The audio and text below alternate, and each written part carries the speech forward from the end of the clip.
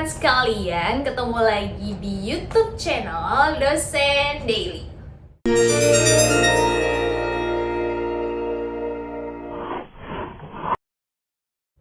Assalamualaikum warahmatullahi wabarakatuh.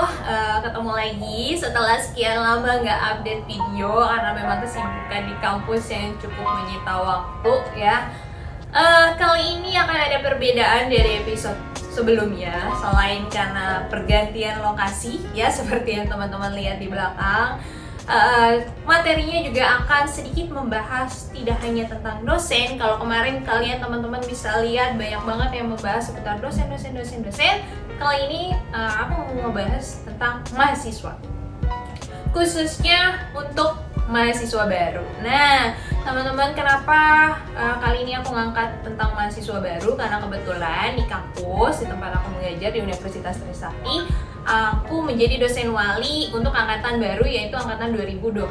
Nah, mungkin ini video ini bisa bermanfaat buat teman-teman semua yang memang kebetulan juga menjadi mahasiswa baru angkatan 2022 di kampus lain, atau bahkan teman-teman yang baru mau ambil kuliah di angkatan 2023 mendatang, atau bahkan 24 dan seterusnya gitu ya. Mudah-mudahan bermanfaat karena memang ini sedikit materi yang saya angkat karena banyak sekali cerita-cerita masuk. Kebetulan saya jadi dosen wali gitu ya. Jadi banyak mahasiswa baru yang oh ternyata begini ya Kak jadi mahasiswa, oh begitu ya, begini gitu. Jadi banyak curahan hati yang saya jadi ketawa sendiri, lucu sendiri karena mereka ternyata nggak nyangka kuliah itu seperti ini gitu. Oke, di sini akan saya buat sedikit 8 reminder, saya nyebutnya reminder, 8 hal yang perlu kalian ingat untuk menjadi mahasiswa baru atau calon mahasiswa baru. Ya, yang pertama adalah tentunya kuliah bukan lagi sama seperti di sekolah, baik itu SMA, SMK, madrasah, atau bahkan homeschooling. Itu pasti beda banget sama yang namanya kuliah. Yang paling menonjol tentunya ya, kalau di SMA guru, kalau ini enggak ya, bukan hanya sekedar itu, tapi yang paling menonjol tentunya adalah perbedaan dari bagaimana kalian berinteraksi setiap harinya. Kalau di sekolah itu tertib ya, masuk, gurunya datang, ngerjain tugas, pulang gitu ya. Sedangkan kalau di kuliah itu sifatnya lebih fleksibel, lebih bebas, dalam artian tidak terikat. Kadang kalaupun ada tugas atau ada perkuliahan, itu dosennya tidak terlalu memantau kalian seperti di sekolah-sekolah. Jadi kira-kira gambarannya itu. Jadi hati-hati karena mungkin akan terkejut, oh ini free banget ya, bebas banget ya, kok kesannya nggak kayak sekolah dulu gitu. Pasti mungkin kebanyakan akan terkejut di situ. Yang kedua adalah reminder buat teman-teman semua adalah selektif saat memilih teman.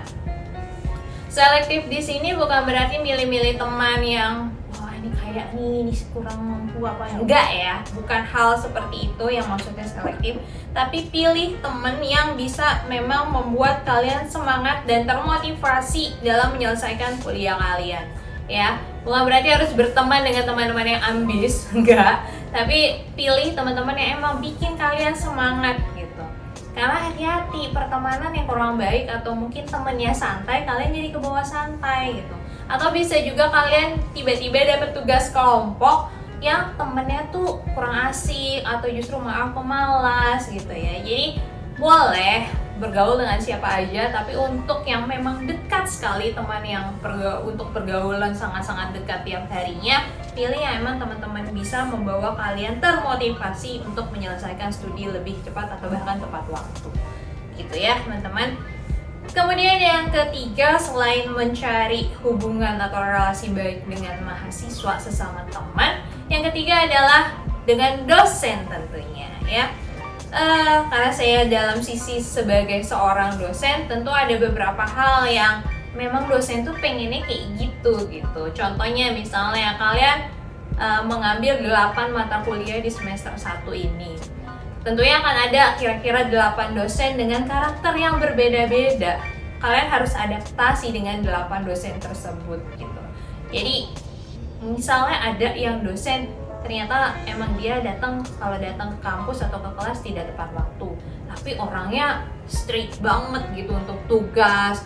Pengumpulan tugas harus jam segini, tugasnya harus dikerjakan seperti ini, standarnya begini, kalau nggak sesuai standar itu harus diulang, misalnya seperti itu. Jadi kalian harus mempelajari karakter-karakter dosen di tiap mata kuliah.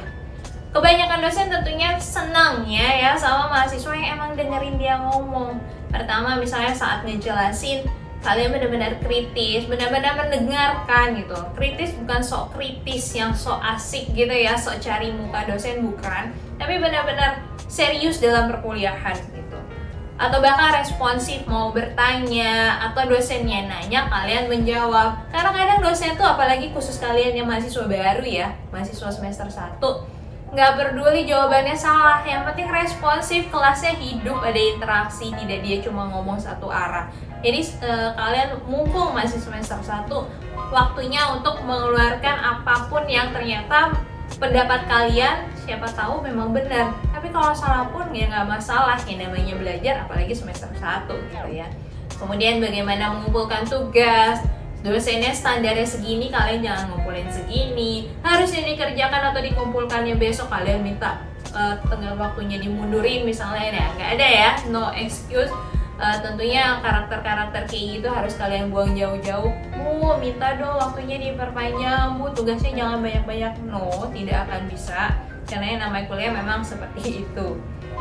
Oke, kemudian yang berikutnya nih, yang keempat kira-kira adalah menyambung dengan yang sebelumnya, yaitu jangan menunda-nunda tugas.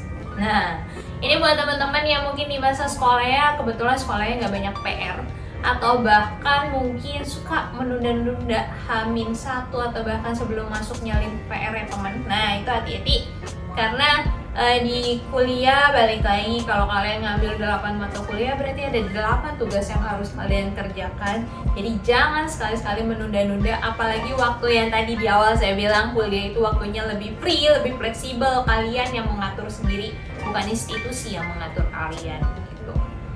Kemudian berikutnya adalah yang keenam, hapus pikiran kalau mahasiswa, yang namanya mahasiswa kuliah cuman di dalam kelas ya. Hapus pikiran itu, karena belajar nggak cukup hanya di dalam kelas. Apalagi mungkin buat mahasiswa-mahasiswa yang memang kayak saya jurusannya desain interior, pasti saya atau mungkin dosen lain akan minta kalian datang ke pameran, datang ke workshop, apalagi kalau interior kan berhubungan dengan ruangan ya.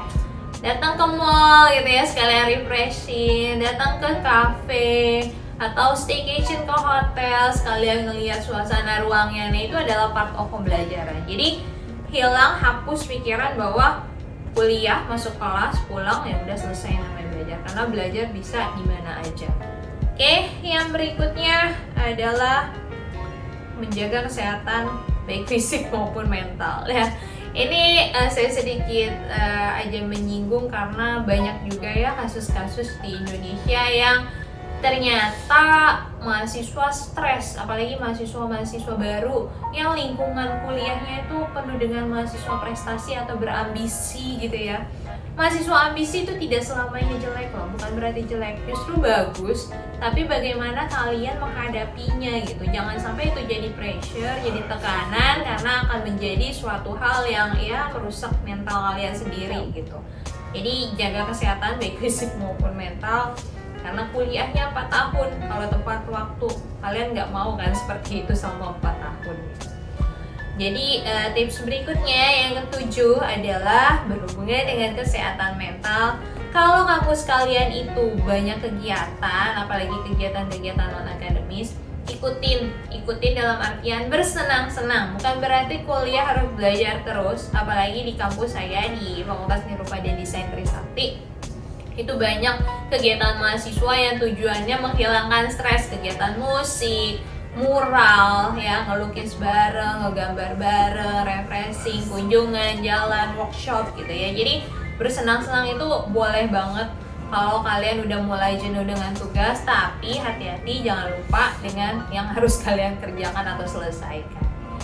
Dan yang terakhir adalah itu kalau di kampus akan banyak kegiatan di UKM ya, unit kegiatan mahasiswa.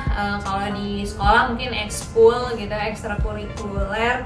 Nah, kalian bisa banget kembangkan potensi-potensi kalian, baik akademis maupun non akademis. Contohnya misalnya non akademis, kalau di kampus saya tuh kayak seputar olahraga, futsal, basket, bulu tangkis, atau senang nyanyi, ngeband gitu ya, ada UKM-nya. Atau juga mungkin seperti kegiatan-kegiatan yang memang bisa kalian ikuti, misalnya lomba-lomba non akademis. Kalau di mahasiswa saya kebanyakan kayak ikut Putri Indonesia, Miss Indonesia, Abang None, debat bahasa Indonesia, debat bahasa Inggris, karena dia di SMA jago bahasa Inggrisnya gitu. Saya suka banget ngikutin dia ikut lomba debat misalnya, atau lomba debat bahasa Indonesia gitu, karena memang dia punya kemampuan atau potensi lain di luar akademis di bidang desain gitu. Jadi jangan ragu-ragu kembangkan potensi kalian. Kalau sampai ada dosen yang lirik, oh ternyata anak ini punya potensi lain selain di bidang akademis, itu biasanya akan dibantu, disupport, difasilitasi, sehingga kalian di kuliah tidak hanya berprestasi di akademis, atau tidak hanya kuliah, bahkan bisa berprestasi di non-akademis itu tadi. Oke teman-teman, mudah-mudahan sedikit reminder dari saya sebagai dosen ya sejauh ini bisa membantu kalian. Buat teman-teman yang menjadi mahasiswa baru angkatan 2022, semangat ya, masih ada beberapa langkah yang harus kalian selesaikan. Dan yang baru akan menjadi mahasiswa, jangan langsung overthinking gitu ya, jangan langsung stres, bawa enjoy, nanti nggak kerasa tahu-tahu udah wisuda. Amin. Oke, semoga bermanfaat, dan jangan lupa di like, comment, dan subscribe YouTube channel Dosen Daily ya. Dan kalian boleh banget komen di bawah, mungkin ada request untuk episode berikutnya mau bahas tentang apa. Oke, terima kasih semuanya. Wassalamualaikum warahmatullahi wabarakatuh. Bye bye.